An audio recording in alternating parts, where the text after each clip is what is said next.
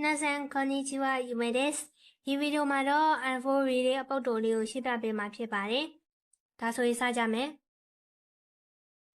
好きな文章を読んで質問に答えてください。အောက်မှာပါတဲ့စာပိုက်ကိုဖတ်ပြီးတော့ဖြေပေးပါ။答えは1、2、3、4から一番いいものを一つ選んでください。အဖြေဆိုရင်1、2、3、4တွေကအကောင်းဆုံးရာကိုတစ်ခုရွေးပေးပါ။ဒီလိုပုံစံလေးတွေကဆိုရင်စာပိုက်ကိုရေစုပ်ဖတ်မယ်ပြီးကြတော့မှဟုတ်ကမေကိုနဲ့အဖြေကိုတွက်ကြည့်မယ်ပေါ့နော်။စာပိုက်ပေါ်မှာပေးထားတဲ့စာကြောင်းလေးတွေကိုလည်းဖတ်ပေးရမယ်။リサさんは事務所で働いています。リサဆိုရင်ရုံးခန်းထဲမှာအလုပ်လုပ်နေတယ်။リサさんの机の上にリサရဲ့စဘောကုတ်ပေါ်မှာဆိုရင်お菓子の箱と紙が置いてありました。မုတ်ထည့်ထားတဲ့ဘုံနဲ့စာရွက်ထားတယ်။リサさんこのお菓子は旅行のお土産です。ဒီမုတ်တရားဆိုရင်ခရီးသွားတော့ဝယ်လာတဲ့အမတရားလက်ဆောင်တွေပါတဲ့။今日はエビ社の方が2人いらっしゃいますので、ဒီနေ့ဆိုရင်エビကုမ္ပဏီကပုဂ္ဂိုလ်နာလာမှာမို့လို့お茶と一緒に一つずつお出ししてください。ရှင်နေချက်နဲ့တူတူ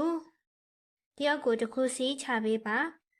။菓子は全部で14個入っています。မုတ်ကဆိုရင်အလုံးပေါင်း14ခုပါတယ်။残ったお菓子はကျန်တဲ့မုတ်တွေကိုတော့リサさん、チャンさん、川田さん、大木さんで食べてくださいね。ကျန်တဲ့မုတ်တွေကိုတော့リサရဲ့、チェンရဲ့、川田ရဲ့、大木ရဲ့နဲ့တူတူစားပေးပါတဲ့။私はいりません。ကျွန်တော်ကတော့မလိုတော့ပါဘူး။青山。အဲ့တော့အောက်ကမိကိုလေးသွားဖတ်မယ်။同じ数で分けたらအရေအတွက်တူတူခွဲလိုက်မယ်ဆိုရင်リサさんはお菓子を何個もらうことができますか？リサがမုတ်ဘယ်နှခုရမလဲတဲ့။အဲ့တော့အရေအတွက်တူတူခွဲလိုက်မယ်ဆိုရင်リサမုတ်ဘယ်နှခုရမလဲ။ဖြေက2ခု3ခု4ခု5ခုအဲ့တော့ဒီမှာကြည့်မယ်။ဒီနေ့က AB ကုမ္ပဏီက2ဦးလာမှာမို့လို့တယောက်ကိုတစ်ခုစီဆိုတော့2ခုပေါ့နော်။2ခုရေစုပ်ကျွေးရမယ်။မုတ်ကအရုပ်ပေါင်း14ခုရှိတယ်။အဲ့တော့ဒီမှာတယောက်ကိုတစ်ခုစီပေးလိုက်တော့2ယောက်ရှိရဆိုတော့2ခု14တဲ့2ကိုနှုတ်တော့12ခု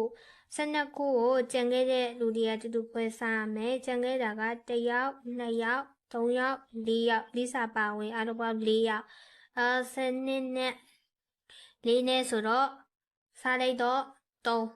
တယောက်ကို3ခုစီတော့အဖြေက2 3ခုနော်ဒါဆိုရင်ဒီပုတ်လေးရမယ်လို့ထင်ပါတယ်。はい、じゃあ次のビデオで会いましょう。